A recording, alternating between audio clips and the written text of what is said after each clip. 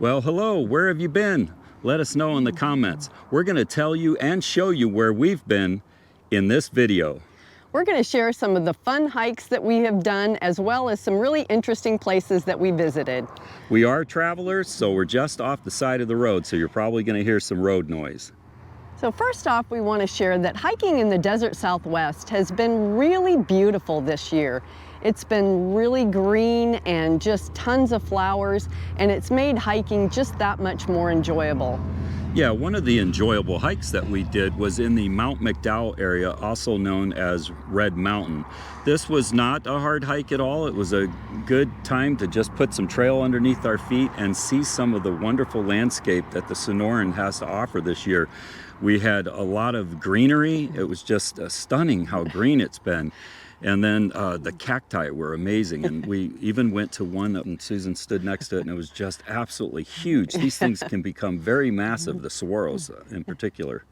Yeah, it was a good hike. It started out with a little bit of an uphill climb, and as we were climbing, we noticed this rock ledge above us looked like a cat laying on the ledge, and of course we thought maybe bobcat or something, but upon zooming in, it wasn't the right color, had a lot of white, and it just appeared to be a very large domestic cat. Yeah, once it started moving, we thought, well, it's not a boulder because it started moving around. There's water in the area, so it had plenty of water, and by the looks of it, it was eating quite well. Yeah. So, but very large cat, and there's nothing around for quite a ways. I mean, I doubt that it's just out for a hunt for the day. It's obviously just feral living out there. Yeah, and we were told by some bikers on the path that they had seen a Gila monster, and other people had reported seeing them in that area. We looked and looked, but unfortunately the day we were there we did not see any Gila monster. Yeah, but they're nice to see, but very rare because they're mostly nocturnal, so it's rare to see them, but we looked. Another hike that we did was in the South Mountain area, which is south of Phoenix, Arizona. And we did quite a climb getting up to what would be the top of the mountain, which offered some views of the valley or the Phoenix metropolitan area. To be honest, I don't really like the view that way so much. It is nice. There's a little bit of something for everybody, but I like turning in the other direction and looking towards the wilderness. Yeah, and once you get to the top, there is a really great loop called the Hidden Valley Loop, which was a fun trail to hike. You come to this place called Fat Man's Pass, which once you see it, you don't really understand why it was called Fat Man's Pass, because no fat man's gonna pass. Yeah. So it was very narrow, but don't take offense because I didn't get through there. Yeah, Bernie gave it a shot, but decided it was safer to just climb over. But it was just kind of fun to see if you could squeeze through there. Yeah, I got my leg in there. Susan was able to squeak through, and I just went over. It just wasn't worth all that to me, but it wasn't that long of a way to go through, but climbing over it was fun for me, so we did that. And then we moved on, and the landscape is just stunning. It's almost like you're on another planet or something up there. It's just, really you just can't believe that this is that close to a metropolitan area. You're not aware of the city at all when you're up there. It's just, it's the real deal. You're out there in the wilderness. And so we moved on from there, and we came to a rocky kind of a cave or boulder rocky pile area where you had to maneuver to get through it, and Susan went through and I had to hand my pack through to her. Yeah, and you kind of had to slide down the other side, so that was fun. Yeah, it was better for me to lay down getting through there than it was to try to do it on my knees. That would hurt on the rocks, but I was able to get through. And like Susan said, we were just kind of slid down the other side of it. It would have been a lot harder on us if that area had been wet, but fortunately we were there on a dry day, and then we just kind of meandered through a tunnel, I guess was the next thing. Yeah, right before the tunnel there was another big rock that you had to slide down, and watch Bernie go down, and just didn't seem like it was that big of a deal, and then I sat down just to slide, and boy, you really picked up some speed. It was short, fortunately, so it didn't get out of control, but it was really fun, and then on through the tunnel. So. Yeah, and the tunnel was nice. It's nice and cool in there. It was just a great thing. What would you say, like 40 feet long, something like that. So that was nice, and we just did the loop and headed back down, and it was a lot of fun. Yeah, it was one of the funner hikes I think that we've done.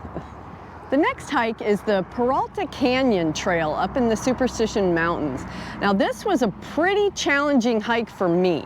Bernie had done it several times years ago, so was very familiar with it, but it's quite challenging for someone that's not used to a lot of uphill climbing, let's say. Yeah, a lot of bouldering. A lot of boulders. Very and rocky. It was, fortunately, there are a lot of little water crossings. The creek that runs through there was flowing very nicely, which I'm sure is not the case much of the year, but it was really nice while we were there.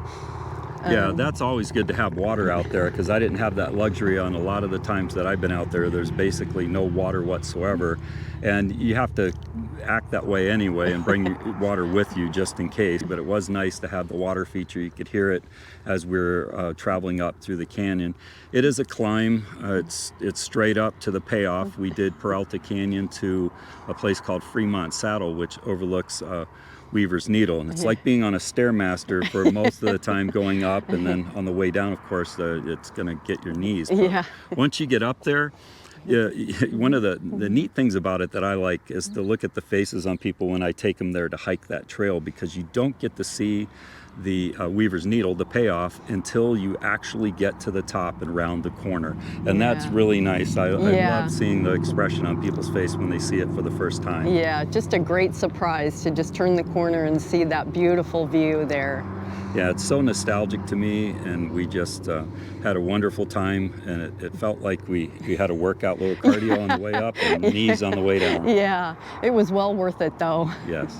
Another more recent hike that we did was the Marcus Landslide hike, and that is north of Scottsdale. So we've been to the south, we've been to the east, and now to the north with the Marcus Landslide Trail. This is a quite easy trail. It's just a few miles.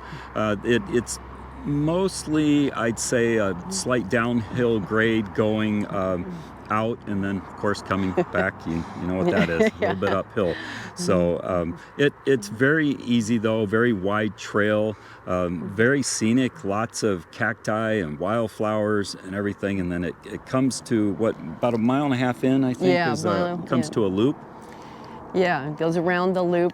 Of course, we made sure to take off on all the little spurs to see all the little interesting rock formations and things that are on the trail there. There's several places where you just take a little short walk off the trail and get up close to something really interesting. One of them was the submarine rock, they call it. Gigantic, huge boulder with another huge boulder that looks like a torpedo right behind it. So we scrambled down there and checked that out. Of course, that was really fun. Yeah, we went through what would become like a cave as a result of the boulders falling like that and piling up, and it made a big cavernous opening under there. It was really neat to just kind of go in there, and Susan hit her head even in there. That wasn't fun. That wasn't the best. It wasn't bad. Yeah, we love doing these short hikes to be able to spend more time just exploring around and seeing some of the deeper crevices of places, if you will. And on the way out, there were these mushroom type shaped rocks that we stopped at, and there was just so many different types of formations that just made it very eye pleasing, just very interesting. Yeah, it was a really nice hike. We absolutely love going anywhere that has to do with animals, wildlife. We prefer to see them in the wild, but we just can't get enough of them. So we end up going to any type of zoo or wildlife park or rehabilitation center, any of those types of things that we can find. And recently we were in the Tucson, Arizona area, and we revisited the Reed Park Zoo.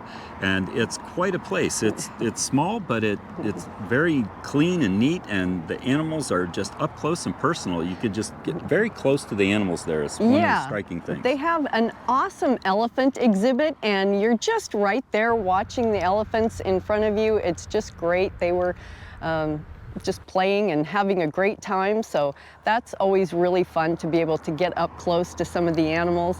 They had a big old rhino that was just laying on his little mound of dirt there taking a nap. And yeah, and they're otters. The otters are always enjoyable to, oh yeah, to take I a peek love at. watching them. Yeah, so we looked at those, and there was an anteater and alligator. What else? Oh yeah, the capybara, just some interesting animals, like Bernie said, not that big of a zoo, but very nice zoo, very nice. Yeah, we enjoyed that. A place that we stumbled on while in the Tucson area was the International Wildlife Museum. Yeah, Susan has a knack of finding these places. It wasn't even on my radar. I'm glad she found it. It was really interesting. Yeah, it's a little different. It's, you know, taxidermied animals that have been donated or, you know, otherwise already deceased, given to the museum, but just every kind of animal that you can imagine, and just a really, really great museum. Yeah, it's like castle-like when Yeah. you get up there to it. It's like going into a castle. And the thing that struck me, well, was a couple things. One of them was that you could touch almost everything was Yeah. there for you to touch, and a lot of these places don't want you anywhere near the stuff, and for good reason. But this one seemed to be in great shape, despite the fact that probably thousands of people a year are touching these animal bodies. Anything that was, you know, close enough, you were able to just touch it and see what it felt like. So Yeah, that was good. I think for me it was just a little bit off-putting that there was so many things on the wall and mounted and stuff. It's just not my thing in particular, but it was nice. They're already there, so it was nice to take a look at it, and they are set up educationally. To be honest, I didn't go too deep into their whole you know, charter or anything like that, but it was very interesting to see all those animals like yeah, it does let you really get a sense of their size and what they actually look like up close. Well, that's a little bit about what we've been up to. As we said previously, comment and let us know what you've been up to. We always love reading your comments. In fact, if you haven't commented in a while, please do so. We miss hearing from you. If you enjoyed the video, please give us a thumbs up, and as always, share, subscribe, and click on that little notification bell. Thanks for watching.